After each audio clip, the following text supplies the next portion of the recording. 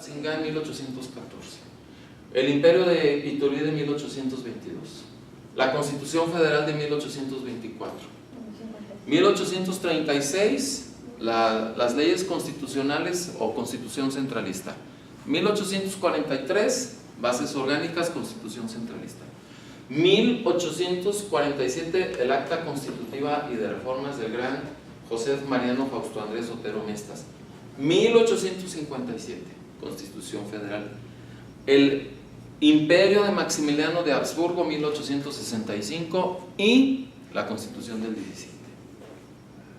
¿Y cuántas y cuáles reformas ha tenido la Constitución del 17?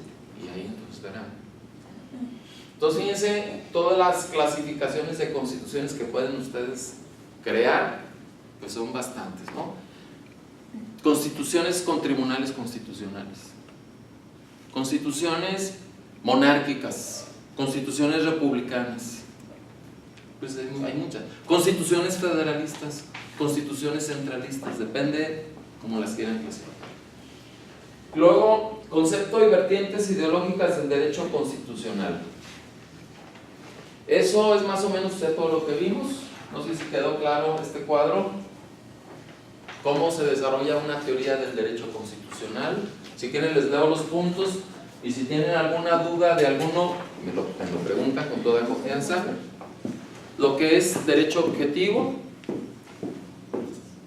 características del derecho constitucional, elementos, objeto y fin, el constitucionalismo como método de limitar al poder, orígenes del constitucionalismo moderno, el constitucionalismo liberal derivado de la Constitución francesa, Estados Unidos de América, su independencia y documentos jurídicos básicos, el constitucionalismo social de México, aportación de México, que eso lo vamos a ver ahorita.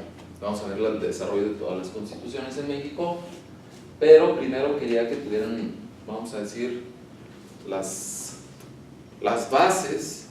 El tema de Kelsen, yo pienso que eso de Kelsen ya es pues ya es historia. Pero bueno, ¿alguna duda hasta ahí? O si quieren que explique por qué digo lo que estoy diciendo, que ya lo dije, pero lo puedo repetir para que todo quede claro. ¿Todo claro entonces? Entonces ya entramos a lo de México. Sí. ¿Ya? Bueno. ¿Quieren irse temprano o se quieren ir tarde? Temprano. ¿A qué hora es temprano? A mí no, que la clase es hasta las 10. Entonces temprano sería que a las 9. O a ver. ¿Es de 4 a 9? Bueno, ¿qué les parece si nos vamos así de corrido? Y y a discreción pues pueden salir como lo han estado haciendo, que si tienen una llamada o hay que ir con el titular o un asunto que tengan, pues pueden hacerlo. Y seguimos avanzando, ¿les parece? Y nos vamos si quieren como a las 8. Pero no hay recesos.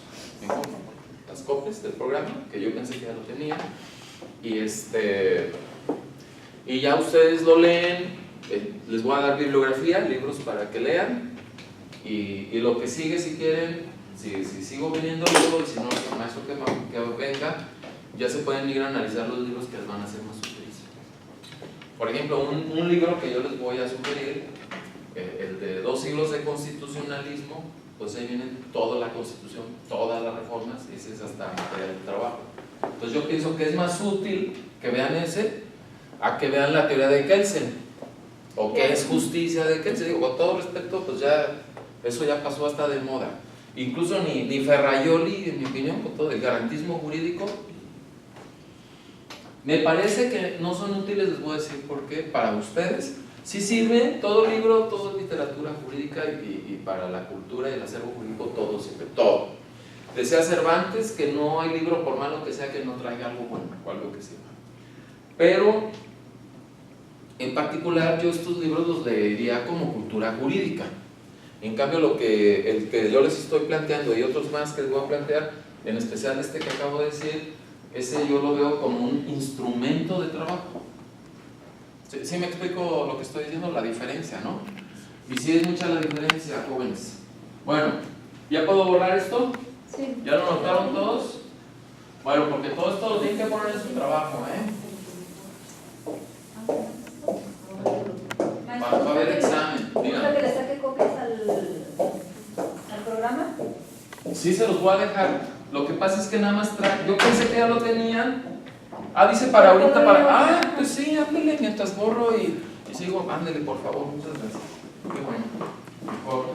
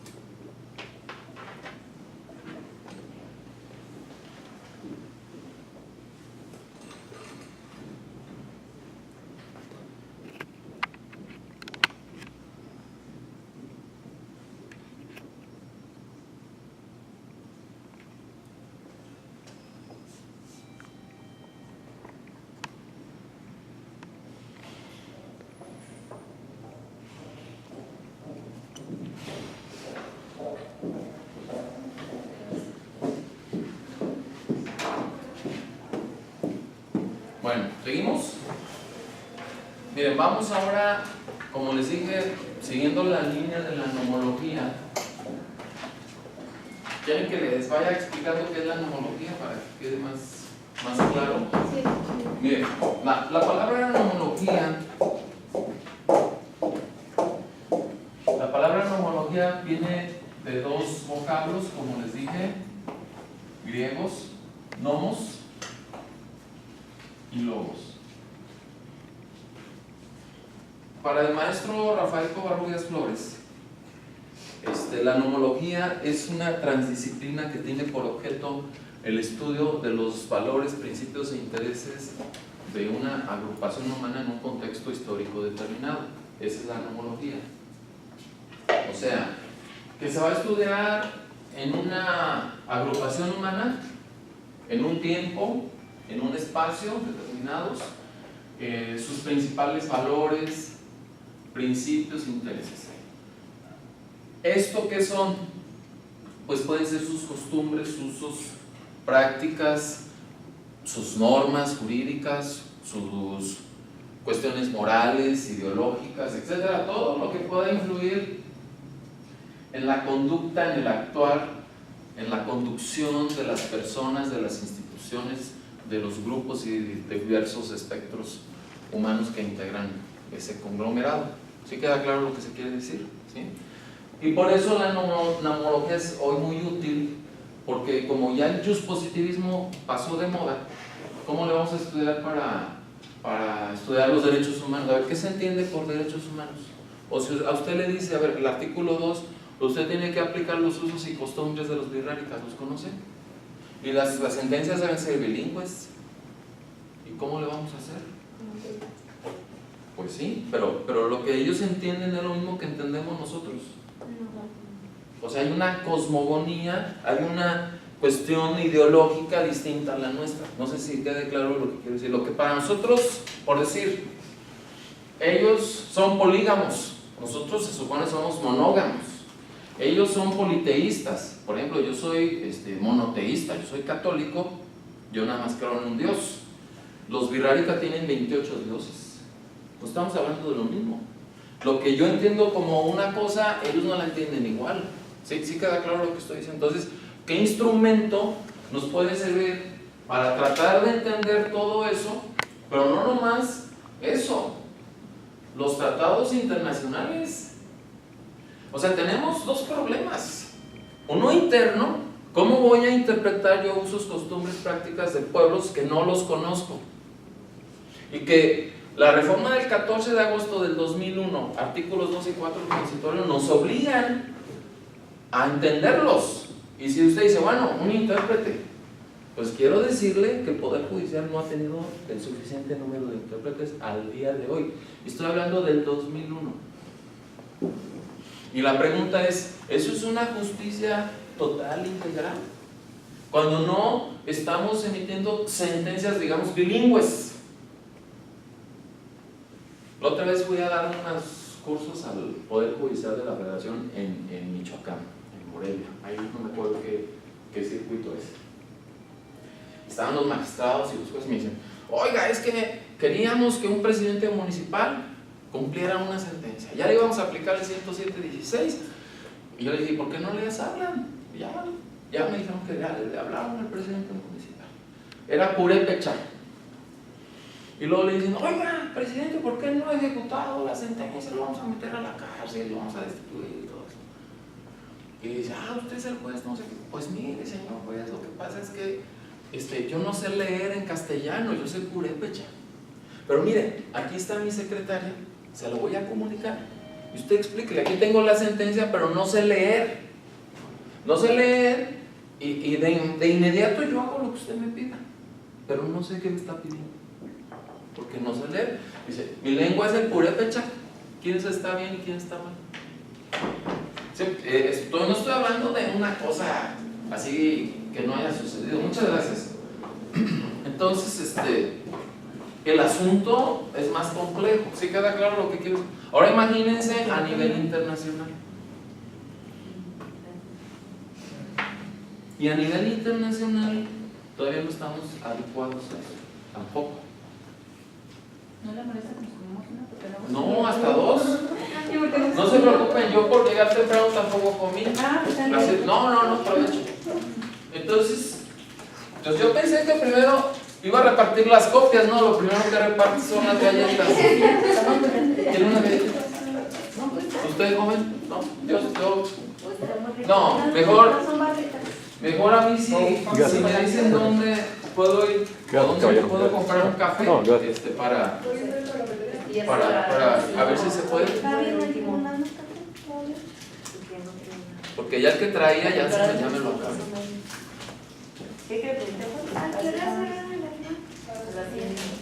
Bueno, seguimos jóvenes. Entonces, para los que acaban de reintegrarse, estamos viendo que la nomología es una transdisciplina, una metodología científica que nos puede ayudar a la interpretación, a cómo conocer, interpretar qué hay atrás en cada comunidad de sus valores, costumbres y demás normas que tengan. ¿Sí queda claro? Y eso no lo usamos, y muchas cosas las damos por conocidas y que son iguales, y no, son muy diferentes. Por ejemplo, los zapotecos tienen el tequio. ¿Qué es el tequio? Pues quién sabe, ¿verdad? Digo, a ver, aplíquenle lo del tequio.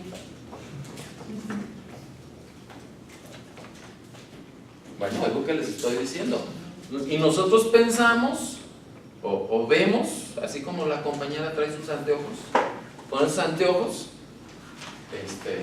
o con los que tiene usted, pensamos que todos vemos con los mismos anteojos y no todos vemos con los mismos anteojos. ¿Sí queda claro lo que quiero decir, verdad?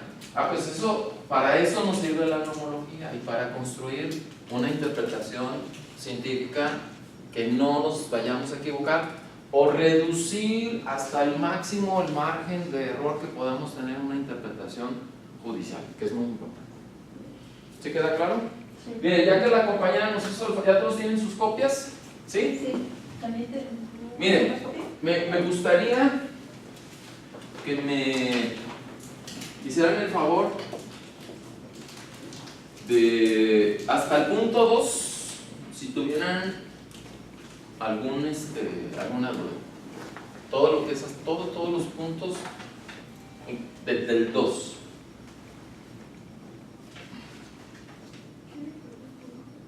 No, que ya no hay. Que ya cerraron la cafetería. Maestro, ¿quiere que le prepare uno de...? Al ratito, todavía aguanto un ratito más, así como voy. Al ratito, unos que son como las 5, casi las 6, ¿no? Con una media hora, como antes de las 7. Está bien, por favor. Bueno, a ver, todo el punto 1 y el punto 2, todo desarrollado, por favor, compañeros, revísenlo.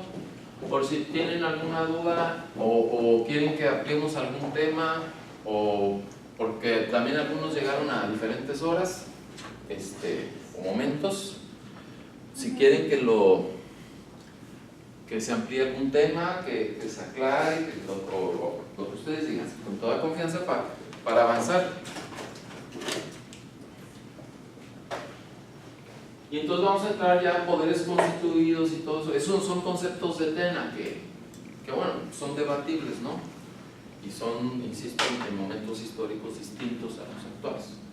Ya la Constitución ha sufrido muchas modificaciones que eso de poderes constituidos y todo, pues está a debate, ya es diferente. Pero lo vemos según quien lo creó, ¿no? De acuerdo al concepto del gran Tena, que fue ministro de la Corte, a propósito. Bueno, ¿todo claro hasta ahorita? ¿Sí?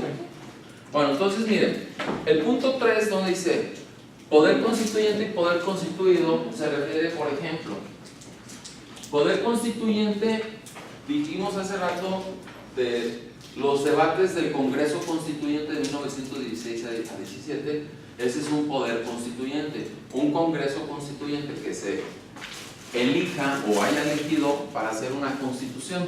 Entonces ese es el poder constituyente porque está constituyendo, formando un nuevo Estado, una nueva Constitución.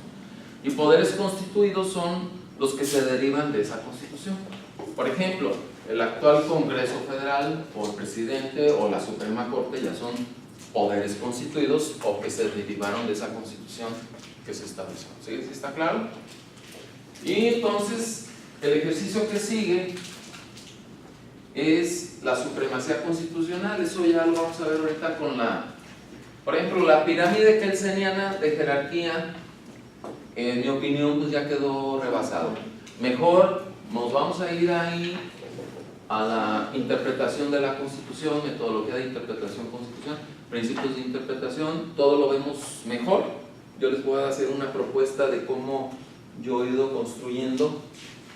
Si quieren anotar ahí un libro que puede ser útil, se llama Análisis de casos electorales relevantes en México, siglo XXI, porque casi todos los libros de interpretación y argumentación son de españoles o lo de Ferraioli, y pues y con todo respeto, pues es como lo interpretan allá. Repito, se llaman análisis de casos electorales relevantes en México en el siglo XXI. Está editado por Tirán Loblanche. ¿Sí han leído esa obra o han sabido? Tirán, se las voy a anotar. Con T al principio y T al final.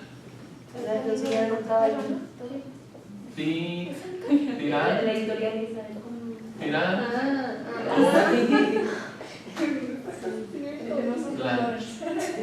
Tirán Loblanche. Es que es un término valenciano. Tiran como de tirando a lo blanco. Blanche. Tirando blanche. Adelante, pásale, buenas tardes. Entonces ahí vamos a desarrollar y ahí vienen casos, incluso una metodología de estudio de casos científicamente. Porque, miren, les voy a hacer un planteamiento ahorita, a reserva pues de platicar con más amplitud. Por ejemplo, a ver, me imagino que la mayoría de ustedes son proyectistas o algo así, ¿no? ¿Alguien que me quiere decir como cuántas sentencias o resoluciones ha proyectado? Más o menos, no, tampoco así 50, 100, un número, decir un número.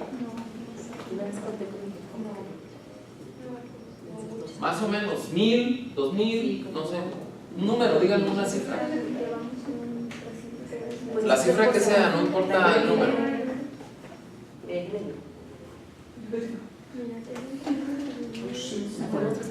800. A ver, fíjense bien. El compañero dice, yo he proyectado 800, 900. Aquí la pregunta sería, una pregunta. ¿Qué metodología ha seguido el compañero en proyectar? Y si esa metodología se puede mejorar. Una. 2, ¿cómo él ha interpretado? ¿Qué técnicas ha utilizado para interpretar? Y 3, ¿cómo ha argumentado? ¿Cómo ha construido? No estoy diciendo si está bien o está mal, ¿sí? No estoy calificando eso. Yo entiendo que está bien, a priori yo pienso que todos ustedes son buenos, que todos lo hacen bien, pero estoy viendo cómo lo que se hace se puede mejorar. Esa es la idea, para eso venimos aquí. Y si lo que yo hago lo puedo mejorar, pues hay que intentarlo. ¿Sí me explico? Entonces yo les voy a decir, decía René Descartes en el 1500 en su libro, una gran obra, donde él hablaba precisamente de los métodos. Él decía, Renato Descartes, que crea la duda escéptica, cogito ergo sum ego soy, pienso luego existo luego soy. Renato Descartes, en el discurso del método, así se llamó esa obra, dijo: yo no les voy a decir cómo ustedes hagan las cosas, lo que yo voy a compartir es cómo yo lo hice y que quedó bien, y si de eso algo les sirve, pues lo toman, ¿verdad? Esa es la diferencia. ¿Sí queda claro lo que estoy diciendo, verdad? Bueno, entonces ¿hasta aquí no hay duda, jóvenes? No. Bueno, fíjense bien ahora lo que voy a decir. México, en términos constitucionalistas y de lo que decíamos tipo de constituciones y todo, hemos sido un pueblo bipolar. ¿Qué nos dice la nomología? La nomología nos dice que hemos sido un pueblo bipolar. Que un día éramos monárquicos y otro día éramos republicanos. Y luego otro día éramos imperialistas y luego otro día éramos República Federal. Impresionante. Es como si ahorita se acuestan con una camisa de las Chivas y amanecen con una del Atlas. Todavía fuera de los Leones Negros, pues bueno, pero no. Me impresiona, ¿verdad? ¿Le impresionan? Qué bueno. No, yo ojalá y fueran campeones, pero bueno, pero es que ahí tienen que cambiar de propietario. Bueno, entonces fíjense bien, ¿cómo es que en 1802 era la constitución monárquica? Morelos hace un proyecto, Iturbide hace la constitución de Apatzingán, se hace la constitución primera federal, las constituciones centralistas. Otra vez vuelta al federalismo con Lutero, federalismo, el imperio de Maximiliano y la constitución actual. ¿Cuál es la teoría constitucional que subyace ahí? Pues no hay. No hemos desarrollado una teoría constitucional. ¿Quién, en mi opinión, o mejor dicho, sí hay algunos, quiénes principalmente yo diría que desarrollaron una teoría del constitucionalismo en México? Francisco Severo Maldonado, con el Pacto de Anáhuac, y el gran José Mariano Fausto Andrés Otero Mestas, en el documento que les dije, que lean, porque él preguntó qué es una constitución en 1842. Entonces Mariano Otero yo lo pondría, y a Francisco Severo Maldonado, los dos de aquí, de Jalisco, de Guadalajara, qué raro. Jalisco, el paradigma del constitucionalismo federal de la República. De aquí nació la federación y el constitucionalismo. Francisco Severo Maldonado y Mariano Otero hicieron teoría sobre una constitución de México. Entonces, fíjense qué otro problema hemos tenido en México. Hay gente que mira hacia dónde, hacia Europa, y que dice: no, pues yo soy de sangre azul, yo desciendo de los franceses y de los españoles, y los ve uno, no, dicen: este es Benito Juárez, pero bueno, pero dicen que no, que ellos son de sangre azul. Dicen: porque se tragaron a unos franceses, quién sabe. Y otros dicen: no, arriba los gringos, arriba el imperio, los gringos, y arriba Hillary, y ahorita las muchachas, sí, arriba Hillary. Entonces, que lo más seguro es que gane.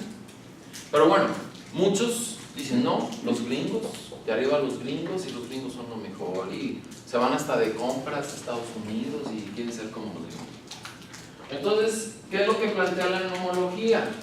La nomología plantea que las instituciones tienen que responder a las necesidades y a la problemática particular de aquí. Y por tanto sí han habido proyectos de mexicanos para mexicanos. Los elementos constitucionales de Rayón de 1811, la Constitución para la República Americana de México del Gran Morelos, José María Teclo, Morelos Pérez y Pavón, el proyecto del acta constitutiva y de reformas que planteó Mariano Otero, José Mariano Fausto Andrés Otero Mestas, que la propuso el 5 de abril de 1847 y fue aprobada el 18 de mayo de ese mismo año. Él la propuso en 22 artículos y se aprobó en 30 artículos. Eso lo tienen que leer, también viene en el libro que les acabo de decir. Y ustedes, como integrantes del Poder Judicial de la Federación, deben conocer la obra de Otero. ¿Por qué propuso el amparo y que propuso lo que es la acción de inconstitucionalidad? Nomás que no le entendieron, el constituyente del 57. Otero es el autor intelectual del constituyente del 57, nomás que no le dieron el crédito. Qué raro que en México pase eso, ¿verdad? Y la Constitución de 1915. Si ustedes las analizan, los documentos, dicen, no, pues esto es gravísimo. ¿Cómo que hoy somos imperialistas y luego somos republicanos? Y de un día para otro, bipolares.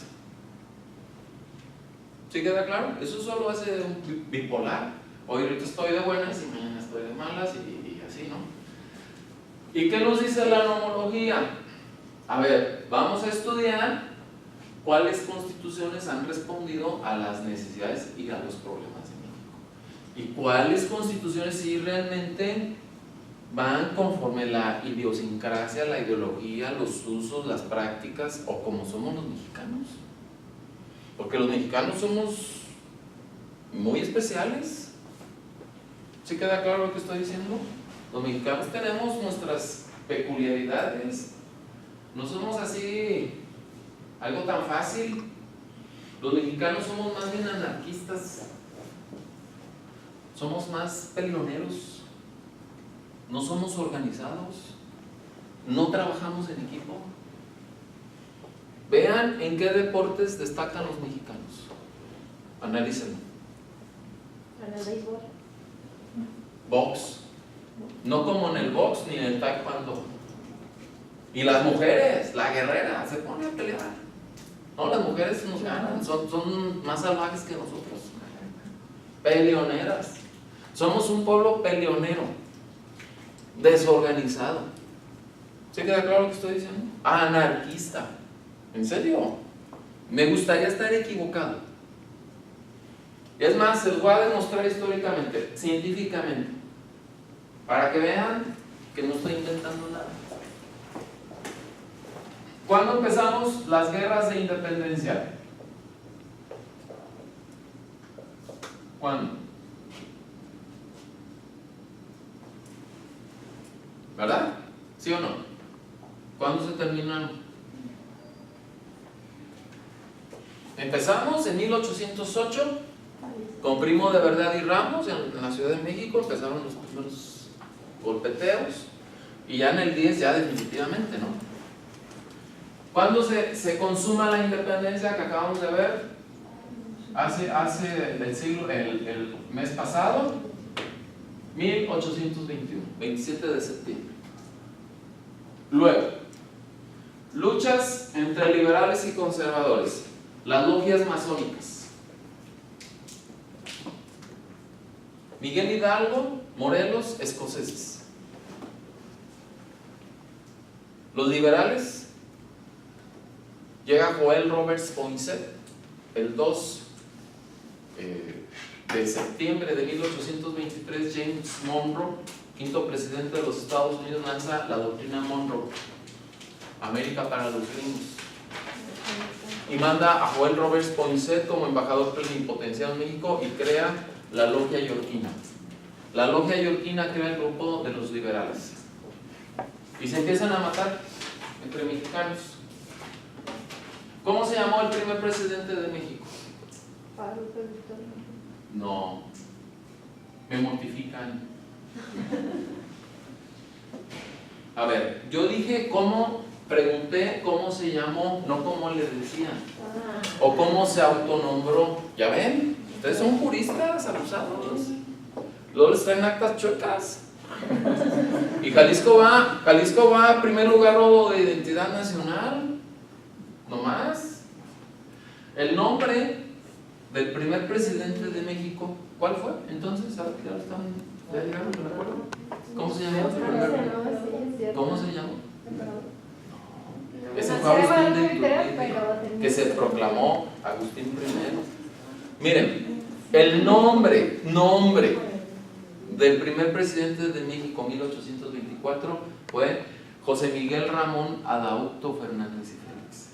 Conocido, él se autonombró Guadalupe Victoria. Guadalupe, porque Hidalgo se llevó el estandarte de la Virgen de Guadalupe en Atotonilco, lo agarró de la iglesia de Atotonilco, Guanajuato, no Atotonilco de aquí. Y Victoria porque triunfó el movimiento, por eso se llamó, él se nombró Guadalupe Victoria. Bueno, del primer presidente de México, que ese fue un caballero, que nadie ni se acuerda de él. Por eso nos va mal a los mexicanos, somos mal agradecidos.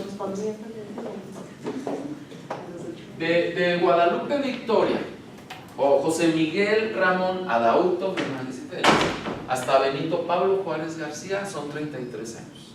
En 33 años tuvimos 55 presidentes, 55 cambios de presidentes en México, con 28 personas diferentes. Porque Santana fue 11 veces presidente. En 11 momentos Santana fue presidente.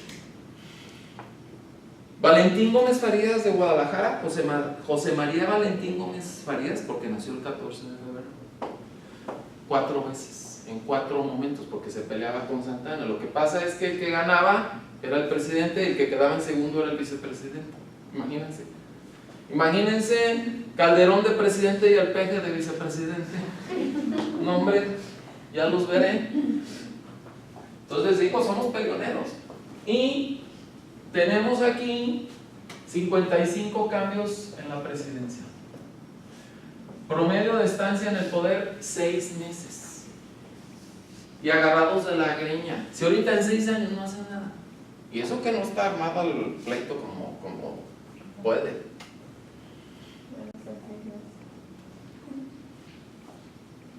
Se los estoy demostrando, fíjense. Luego, llega el gran Pablo Benito Juárez García al poder. Porque Ignacio Comonfort de los Ríos no quiere aplicar la Constitución de 1857, Constitución liberal. ¿Por qué no la quiso aplicar?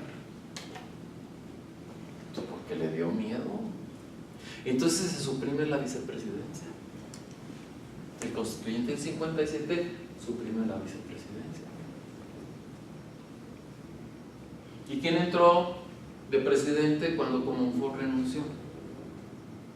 Pues como decía la Constitución del 57, como decía, a ver, distinguidos integrantes del Poder Judicial de la Federación, el presidente de la Suprema Corte de Justicia, Pablo Benito Juárez García. Entonces, a falta del presidente, y fíjense esa fórmula, me gusta, que a falta del presidente de la República entre o el presidente de la Corte o el presidente de alguna de las cámaras del Congreso. ¿Se queda claro lo que estoy diciendo? Entonces, ¿por qué? Porque los poderes no pueden quedar acéfalos, no puede quedar un poder sin presidente, un juzgado no puede quedar sin juez, una magistratura no puede quedar sin magistrado, la corte no puede quedar sin ministros. Bueno, un tiempo quedó por ahí, el 95. Bueno, entonces entra Benito Juárez y Porfirio Díaz lo ataca, el de la Noria, traidor a su gran maestro, masón, le enseñó la logia masónica, grado 33, y lo quiso destituir.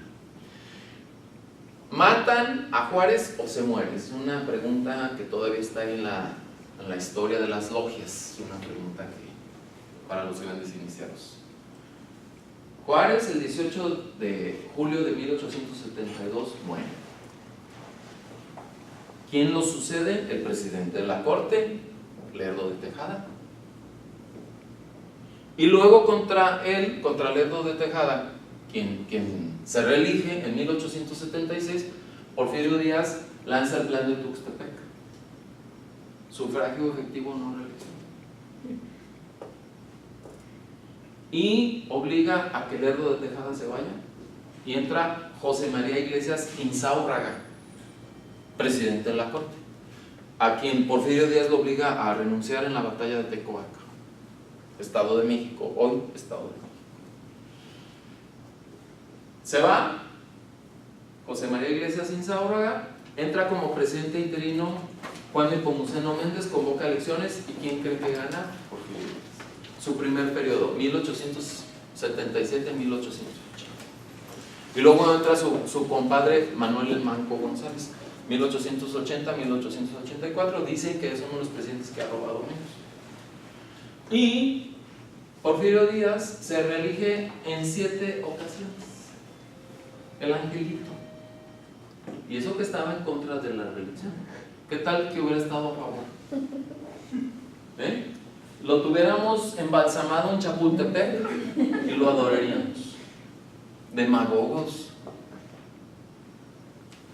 Entonces, eso es México. Y luego viene la Revolución Mexicana. ¿Por qué es la Revolución Mexicana? Perdón, falta. Cuando entra Juárez, la guerra de reforma o guerra de 3 años, ganan los liberales. ¿Y qué hacen los conservadores? No, pues ¿cómo vamos a tener un presidente zapoteco, prieto, chaparro? No, somos de sangre azul, vamos por Maximiliano de Habsburgo, aquí puro güero y barbón y no sé, ario, ¿verdad? Y entonces la invasión francesa y luego Porfirio Díaz.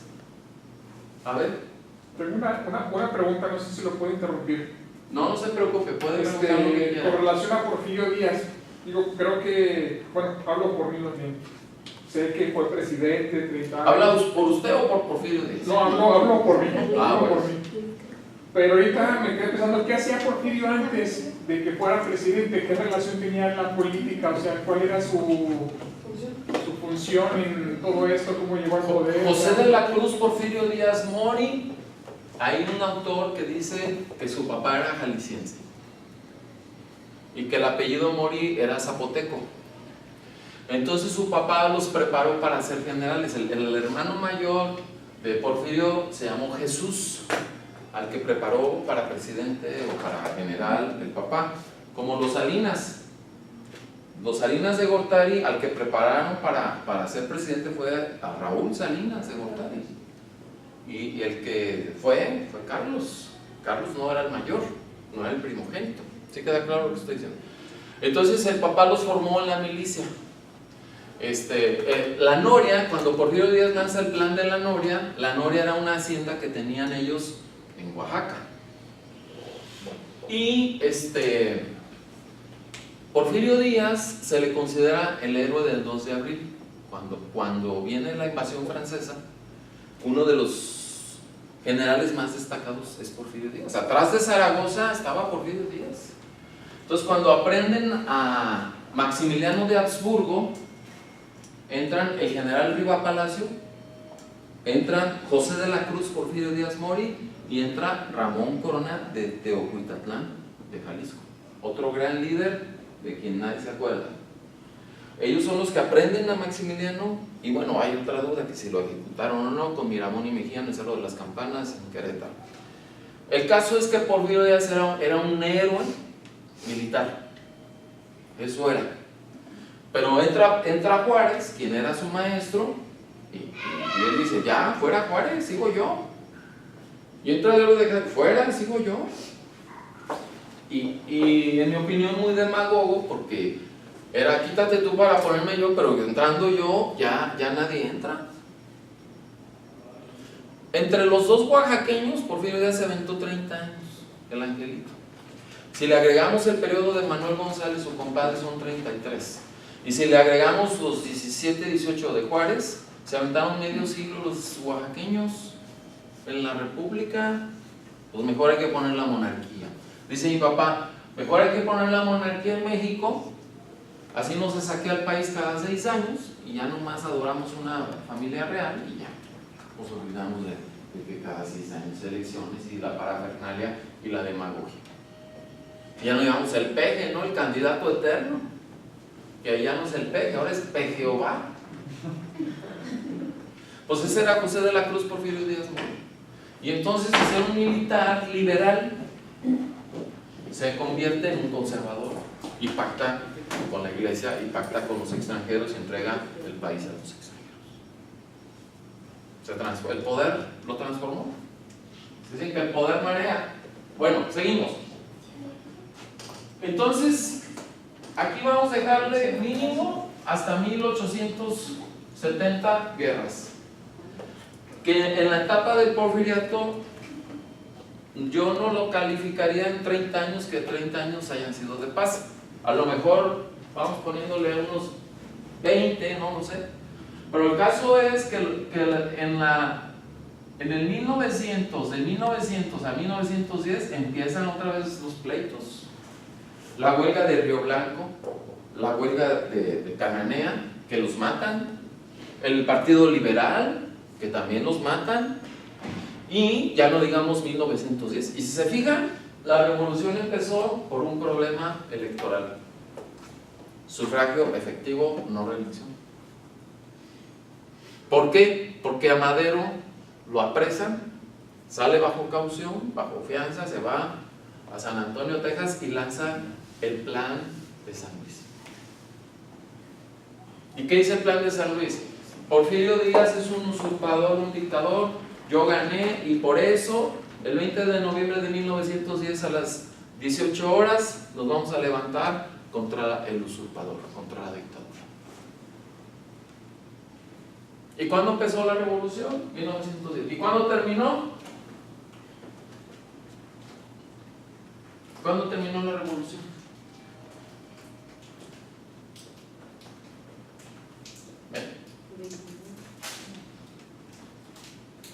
La guerra cristera o revolución cristera, ¿qué creen que es?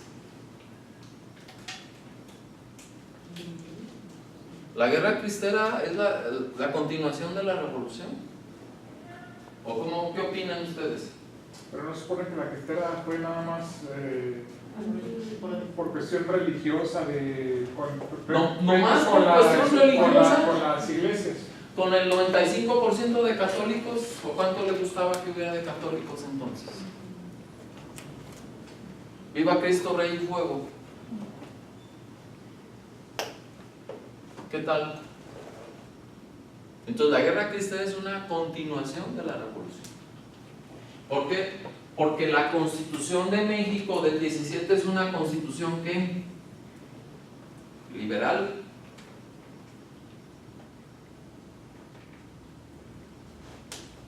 Y uno de los fines primordiales, artículo 3. ¿Quién tenía el monopolio de la educación en México históricamente hablando? La Iglesia Católica. Que la Iglesia Católica Apostólica Romana en la época de la colonia eran lo mismo. O sea, el Estado era bicéfalo, era un Estado religioso y un Estado digamos militar. Tenía las dos caras. ¿Sí queda claro lo que quiero decir, no? Bueno, entonces para mí más o menos el país se andaba pacificando como en los 40. Y luego viene el movimiento del 58, el movimiento del 68, lo del EZLN del 94.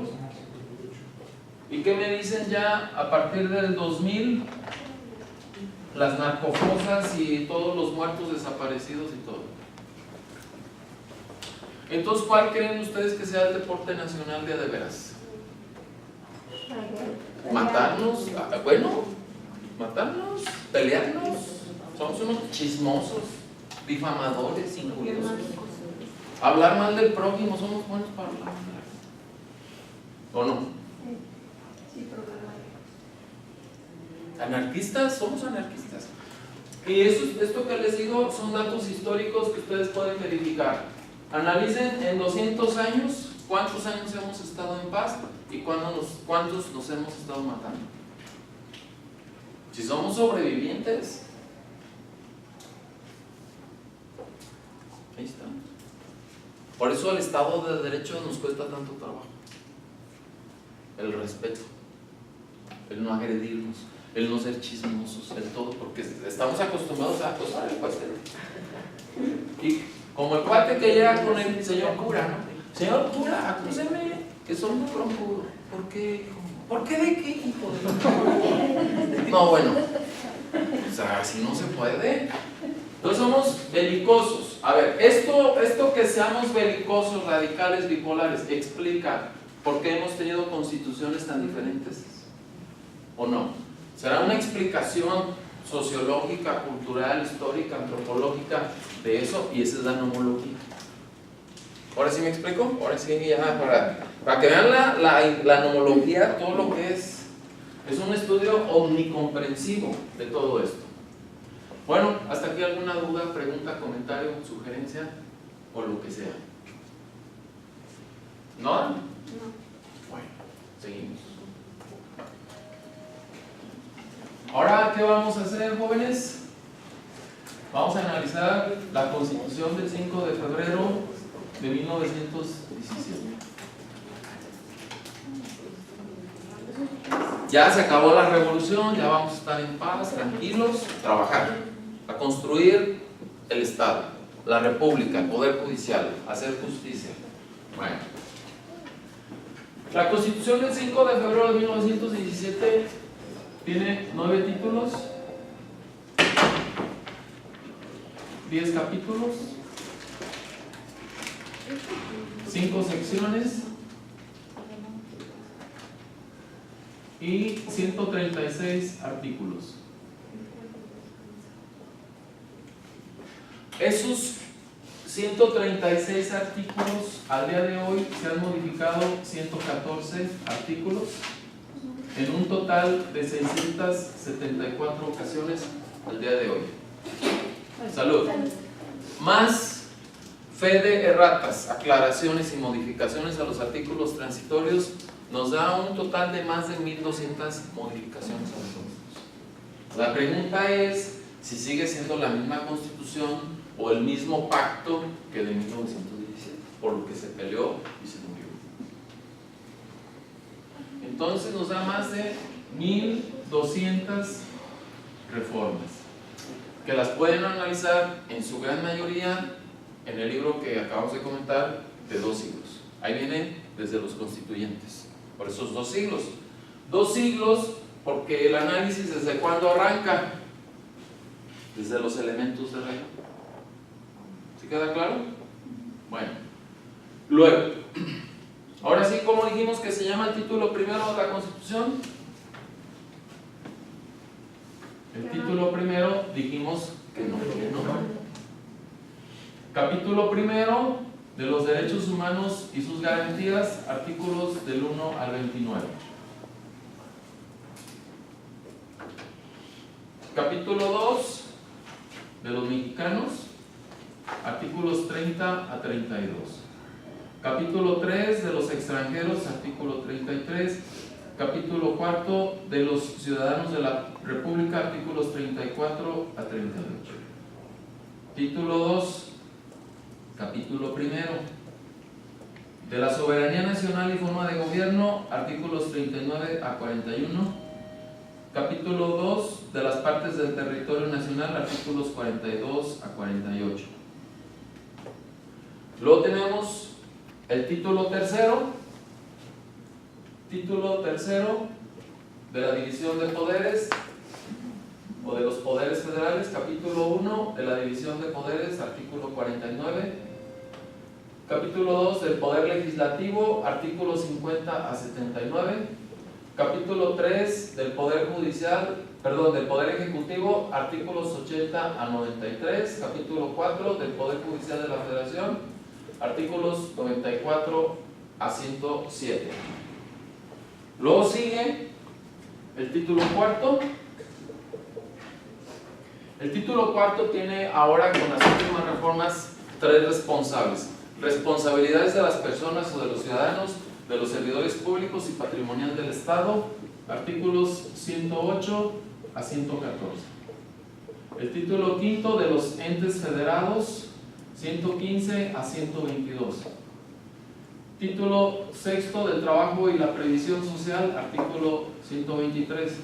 Título séptimo, prevenciones generales, artículos 124 a 134. Título octavo, de las reformas a la Constitución, artículo 135. Y título noveno, de la inviolabilidad de la Constitución.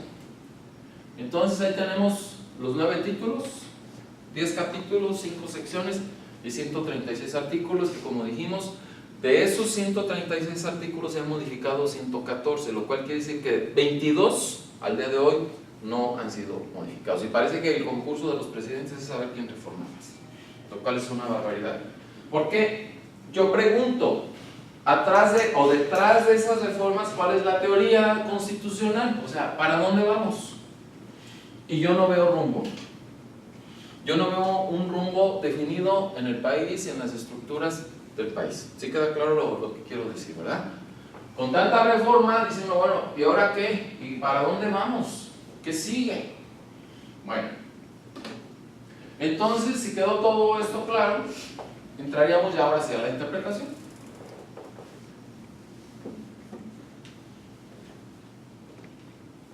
Y así ya la van a entender más, ¿verdad? ¿Ya listos para la interpretación? Bueno, fíjense bien. El artículo primero de la reforma del 10 de junio del 2011 ya tiene 5 párrafos. El párrafo primero nos dice: en los Estados Unidos mexicanos, toda persona gozará de los derechos humanos y las garantías que reconoce esta Constitución y los tratados internacionales firmados por México, los cuales no podrán suspenderse ni restringirse salvo los casos que ella señala. Artículo 29. A ver, estamos en diseño constitucional, ¿verdad? Teoría de la Constitución. El artículo primero de 1917 decía: en los Estados Unidos mexicanos, individuo, se cambió individuo por persona. ¿Y estamos hablando de lo mismo? No. Es una concepción filosófica diferente del liberalismo económico y político a lo que es el justnaturalismo. El individuo, el individualismo, el capitalismo. Entonces, fíjense, todavía en la Constitución aparece la palabra individuo. Lean el artículo 3. Todo individuo recibirá educación. O sea, la reforma animal. ¿Sí queda claro lo que estoy diciendo? Es como dicen, copia animal. Yo tenía unos alumnos, híjole, eran del Poder Judicial, pero no de aquí, de otro estado. Y había uno muy estudioso y otro que todo le copiaba. Y ya en la pregunta 9, el muy estudioso le puso, no sé. Y el que le copiaba le puso, yo tampoco. Le dije, compañero, usted estuvo copiando. No, maestro, ¿cómo? ¿Cómo me lo comprueba?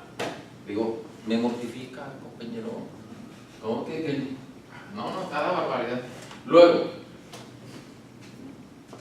en la Constitución de 1917 decía: en los Estados Unidos mexicanos todo individuo gozará de las garantías individuales que otorga. Entonces aquí eran garantías individuales, que no es lo mismo a derechos humanos. Fíjense todas las diferencias. Otorga no es lo mismo a reconoce. Es como la reforma del 17 de octubre de 1953 al artículo 34 constitucional, donde decía que también ya las mujeres tenían el derecho de votar, que antes no lo tenían. Y dijeron, ¿les dimos a las mujeres el derecho de votar? A ver, ¿les dimos o les reconocimos? Es un reconocimiento. ¿Se queda claro? Entonces, por eso reconoce. Se reconoce porque la teoría del justnaturalismo no es que uno tenga que recibir derechos. No. ¿Qué nos dice el justnaturalismo? Que por el solo hecho de ser seres humanos, personas, tenemos una dignidad. Y el Estado, las instituciones me reconozcan, digamos, otras personas o instituciones, personas jurídicas o físicas, me reconozcan o no, esos derechos son míos, son inherentes a mi naturaleza, a mi persona. No necesito que me lo reconozcan. ¿Sí queda claro lo que se está diciendo? Son concepciones, teorías muy distintas. Y otorga y reconoce los derechos humanos y sus garantías, pero además estamos hablando de tratados internacionales. O sea, ya no solo, la Constitución ya no nada más dice que nosotros tenemos los derechos solo los que están en la Constitución, pero tampoco eso es novedad. Es lo que la raza no entiende. Miren, si leemos el 133, que ya lo habíamos platicado, ¿qué dijimos del 133? Esta Constitución, las leyes que emanen del Congreso de la Unión y los tratados internacionales que firme el presidente y sean ratificados por el Senado de la República serán la máxima ley o ley suprema en toda la Unión. Los jueces de los estados se ajustarán, se arreglarán a esta Constitución por encima de las disposiciones constitucionales y las legales que hay en sus estados. O sea, control difuso. ¿Desde cuándo está ese artículo? Desde 1857. Porque ese artículo lo copiamos a los gringos, que es el 6.2 de la Constitución de Estados Unidos de 1787. Y por ahí hubo un ministro que tuvo el cinismo de decir que el 133 era letra muerta. Y nadie dijo nada. Decía que el control difuso no existía. Y se la creyeron. Y yo siempre le dije que sí, que siempre había existido. Y existe. A ver, la flagrancia que acabamos de ver, ¿desde cuándo está? Y eso lo hacía un policía. Yo recuerdo cuando andaban los muchachos en el parque ahí con la novia y decían, los agarramos con las manos en la masa. Oiga, pero ¿cuál masa? La masa corporal. Y dice, oiga, pero es que nosotros estamos haciendo así, faltas a la moral. Y estaba haciendo él una interpretación, según él, según San Lucas. ¿Sí queda claro lo que quiero decir? Y entonces por eso les digo que el control difuso siempre ha existido. Eso es el control, el 31.3 que acabamos de leer es control difuso. Todos debemos defender a la patria, a la Constitución, a los derechos, al territorio, a mi familia, a mi propiedad, a mi domicilio, a mi gente. Eso dice la Constitución, eso es control difuso. ¿Sí se entiende lo que estoy diciendo? Bueno, entonces, ¿cómo vamos a interpretar la Constitución? ¿Qué nos dice el párrafo segundo del artículo? En la protección de los derechos de las personas se hará conforme a lo que más les beneficie. Esto es, se llama principio pro persona. Y unos dicen pro homine. Y les digo, ¿y si es pro femine? Yo una vez dicté una sentencia, era una mujer, y le puse pro femine. ¿Por qué pro homine? Todavía pro persona. Oye, no, le puse pro femine a propósito. ¿Sí queda claro lo que estoy diciendo, no? Y entonces es principio de mayor beneficio, y ahí viene, por eso si se fijan en el programa viene Kelsen y la pirámide kelseniana, y eso nos lleva a construir una interpretación que ya no debemos construir. Porque la pirámide de Kelsen, ¿qué nos dice? Que es primero la Constitución. Sí, pero no. Por ejemplo, ¿qué nos dice el artículo 105.2 respecto a los tratados internacionales? Que si un tratado internacional va en contra de la Constitución, ¿qué puede pasar? Para lo que diga la Constitución. La Suprema Corte de Justicia de la Nación resolverá la acción de inconstitucionalidad. Y se puede plantear que un tratado total, o una parte, o un artículo, o una disposición es contraria a la Constitución, y la Corte tendrá que ver que ese tratado sea armónico a la Constitución, y si considera que no, se invalidará la disposición del tratado o lo que sea que vaya en contra de la Constitución, ¿verdad? Bueno, si es así, entonces ¿cómo interpretamos el párrafo segundo del artículo primero que acabamos de decir? Que en la protección de los derechos humanos se aplicará la disposición que mayormente beneficia a la persona. Y no se refiere solo a la Constitución, se refiere también a los tratados. ¿Sí se entiende lo que acabo de decir, verdad? Porque por ahí una ministra dijo que quien aplique primero los tratados sobre la Constitución va a ser hasta traidor a la patria. Pues los traidores son todos los que aprobaron los tratados. ¿Uno por qué? Uno ya tiene que aplicar. ¿Sí queda claro lo que estoy diciendo? Uno ni votó, ni firmó, ni nada. Por eso hacen falta figuras de plebiscito y referéndum en México, donde el pueblo opine sobre los tratados, cosa que no nos dan ni la mínima posibilidad. Y además hay sesiones de soberanía. Pero bueno, eso luego lo platicaremos. Ahorita lo que queremos es cómo está esto de la interpretación. Y entonces sucede que ya el párrafo tercero ya lo habíamos platicado. Todas las autoridades, bajo su más estricta responsabilidad o dentro de sus competencias, deberán promover, proteger, respetar y promover y proteger, obviamente, los derechos humanos y sus garantías establecidos en la Constitución y los tratados internacionales, bajo los principios de universalidad, interdependencia, indivisibilidad y progresividad. Híjole, eso es mucho. Eso es toda una interpretación, ¿ven? Científica. O sea, hay que construir toda una interpretación que es universalidad, que es interdependencia, que es indivisibilidad, que es progresividad. Híjole, a ver cómo le hago. Y bueno, el párrafo cuarto habla de que está prohibida la esclavitud en México, que era el artículo 2 de la Constitución de 1917 y que se incorpora al artículo primero, que es una maravilla.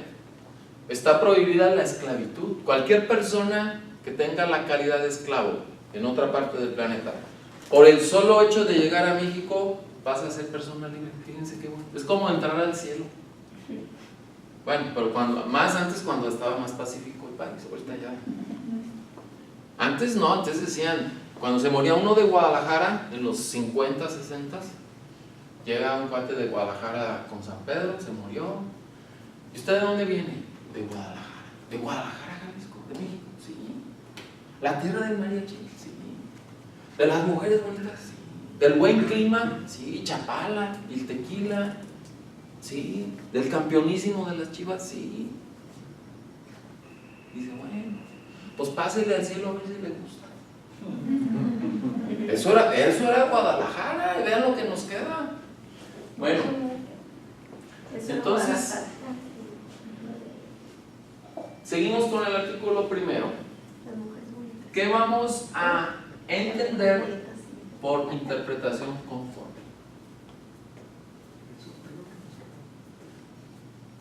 No, y la interpretación conforme ya, conforme a quién, o conforme a qué ministro y qué magistrado y qué juez, ¿no? Porque ya eso se volvió un San Quintín. Bueno,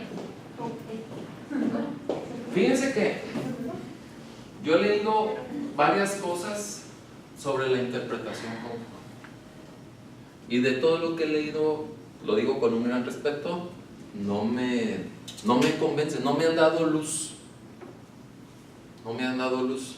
Está como el libro ese donde empezamos a recopilar todas las reformas de la Constitución. Una vez en un doctorado me preguntó un compañero, me dice, oiga maestro, entonces ¿cuántas reformas ha tenido la Constitución? Y yo dije, pues como más de 500, era lo que decían los autores, más de 500. Y ya pues me puse a estudiar, ¿verdad? Porque no, me sentí muy mal, me sentí avergonzado, porque no le pude decir bien al compañero. Y ya empecé a investigar lo que decía la Corte, lo que decía el Senado, lo que decía la Cámara de Diputados, lo que decía el Diario Oficial, lo que decía la Secretaría de Gobernación y lo que decían todos los doctrinistas, los únicos que saben de derecho en México, el oráculo de Chilancópolis de la UNAM, los de jurídicas. Pues tampoco. Ninguno me resolvió el problema. Todos decían más de 500, más de 600, menos de 600 y por ahí. Pero ninguno me decía con precisión cuántas y cuáles. Dije, andamos mal. Perdón por la expresión, andamos jodidos. Y por eso se empezó a hacer esta construcción y entonces no había internet ni nada de eso. Y por eso ahorita podemos decir 674. Por ejemplo, Calderón llevaba el récord con 101 y ahorita Peña Nieto lleva más de 110 artículos modificados. Y todavía no termina. O sea, para rebasarlo va a estar complicado. Pero imagínense, más de 110 artículos.